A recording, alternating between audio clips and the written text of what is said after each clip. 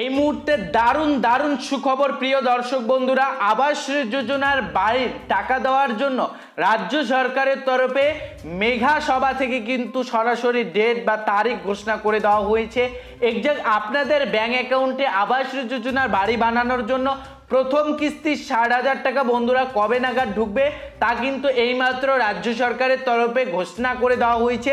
বন্ধুরা এ নিয়ে একটি আপডেট এসেছে যা আজকে এই ভিডিওর মাধ্যমে জানতে পারবো। চ্যানেলটিকে সাবস্ক্রাইব করে ভিডিওটিতে লাইক প্রদান করে দিন। বন্ধুরা এখানে আপডেটে লেখা রয়েছে আবাস যোজনার বাড়ি বানানোর টাকা দিতে প্রতিশ্রুতিবদ্ধ রাজ্যের সরকার। বন্ধুরা এবারে টাকা দেওয়ার তারিখ ঘোষণা করলো মমতা বন্দ্যোপাধ্যায়ের মেগা সভা থেকে। বন্ধুরা দীর্ঘদিন ধরে এই আবাস যোজনা নিয়ে কম কানাঘুষো হয়নি কেন্দ্র এবং রাজ্যের মধ্যে। একদিকে যেমন কেন্দ্রের সরকারের তরফে টাকা আটকে দেওয়া হয়েছে অভিযোগ রাজ্যের, অন্যদিকে রাজ্যের সরকার কেন্দ্রের সরকারকে বারংবার চিঠি লিখে সাফ জানিয়ে দিয়েছে এ বাংলায় আবাস যোজনায় কোনো রকম অনিয়ম হয়নি বা কোনো দুর্নীতি হয়নি।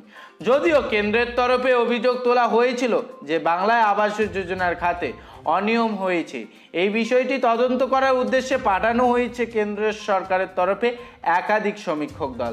তারা রাজ্যে এসে বিভিন্ন জেলায় জেলায় ঘুরে সমীক্ষা চালিয়ে দীর্ঘদিন এরপর তারা ফিরে গিয়েছিল কয়েকটি অনিয়ম ছাড়া তেমন কোনো খুঁটিনাটি তথ্য খুঁজে পায়নি বলে জানানো হয়েছিল।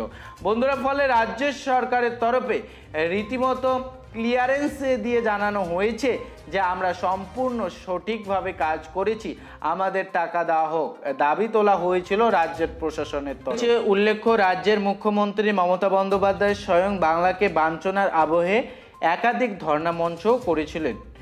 কলকাতার রেড রোড থেকে শুরু করে সর্বত্রই ধর্ণা হয়ে তার একটাই বক্তব্য ছিল বাংলাকে কি উদ্দেশ্যে বাঞ্ছনা করা হচ্ছে, কেনই বা ভাতে মারার চেষ্টা করা হচ্ছে।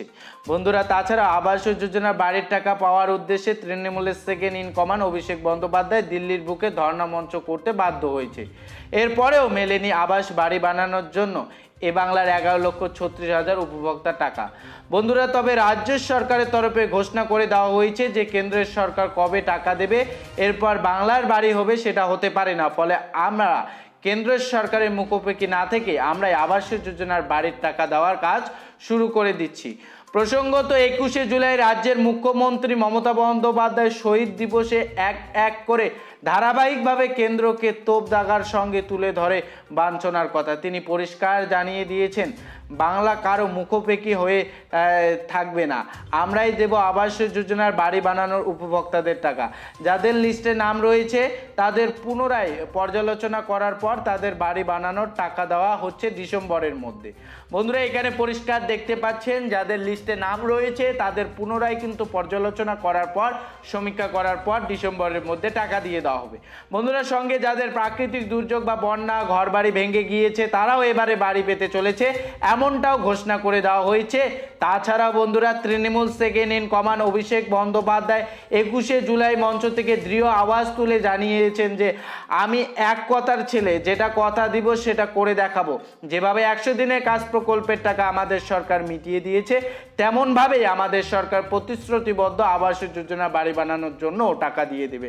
বন্ধুরা বলা রয়েছে মুখ্যমন্ত্রী মমতা বন্দ্যোপাধ্যায়ের তরফে জানানো হয়েছে বাড়ি বানানোর প্রথম কিস্তি ৬০,০০০ টাকা চলতি বছরের ডিসেম্বর মাসের মধ্যেই দিয়ে দেওয়া হবে উপভোক্তাদের রয়েছে। তবে তার আগে যা যা করণীয় রাজ্য সরকারের পুরো দমে করছে, নতুন পোর্টাল গৃহশ্রীর মাধ্যমে সব কাজ হচ্ছে।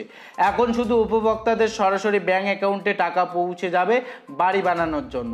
এর ফলে রাজ্যের কয়েক লক্ষ মানুষ উপকৃত হবে। বন্ধুরা এই ছিল আপডেট রাজ্য সরকারের তরফে ২১শে জুলাই শহীদ দিবসের মঞ্চ থেকে ঘোষণা করে দেওয়া হয়েছে আবাস যোজনা বাড়ির টাকা কিন্তু ডিসেম্বরের মধ্যে দেওয়া হবে। এ নিয়ে আপনার কি মতামত অবশ্যই কমেন্ট বক্সে জানাবেন। আপনার লিস্টে নাম আছে কিনা সেটা কমেন্ট বক্সে জানাবেন। চ্যানেল নতুন হয়ে থাকলে চ্যানেলটিকে সাবস্ক্রাইব করে ভিডিওটিতে লাইক প্রদান করে দেবেন।